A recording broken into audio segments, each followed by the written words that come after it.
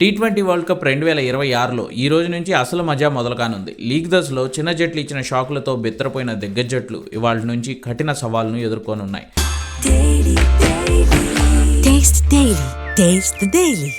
League దశను పూర్తి చేసుకున్న టాప్ 8 జట్లు ఇవాళ నుంచి సూపర్ 8 మ్యాచ్ల్లో తలపడనున్నాయి. ఇందులో మొదటి అడ్డంకి పాకిస్తాన్కే ఎదురుకానుంది. ఎందుకంటే ఆ టీం తలపడుతోంది నాణ్యమైన జట్టు న్యూజిలాండ్తో. సూపర్ 8 గ్రూప్ 2లో ఉన్న పాకిస్తాన్ మిగిలిన జట్లైన ఇంగ్లాండ్, న్యూజిలాండ్, శ్రీలంకలతో మ్యాచ్ ఆడాల్సి ఉంది. ఇంగ్లాండ్ మినహా కివీస్ లంక జట్లయితే అద్భుతమైన ఆటతీరుతో సూపర్ 8కి దూసుకువచ్చాయి.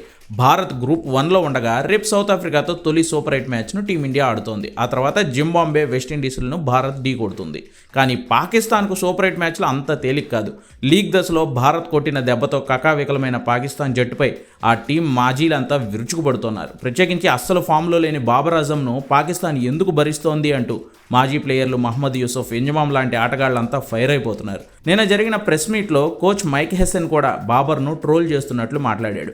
పవర్ ప్లేలో బాబర్ అజం స్ట్రైక్ రేట్ 100 కూడా ఉండట్లేదని, అందుకే తనను 4వ స్థానంలో ఆడిస్తున్నామని చెప్పాడు. పేసర్లు షాహీన్ అఫ్రిదీకి బుమ్రా రేంజ్ బిల్డప్ ఇచ్చినా తను చేసింది ఏం లేకపోవడంతో కేవలం స్పిన్నర్లు నమ్ముకుని మ్యాచ్లు ఆడేస్తోంది పాకిస్తాన్. చూడాలి, అన్ని విభాగాల్లో బలంగా ఉండే కివీస్ను ఈరోజు రాత్రి కొలంబోలో జరిగే మొదటి సూపర్ 8 మ్యాచ్లో పాకిస్తాన్ ఎలా ఎదుర్కోనుందో.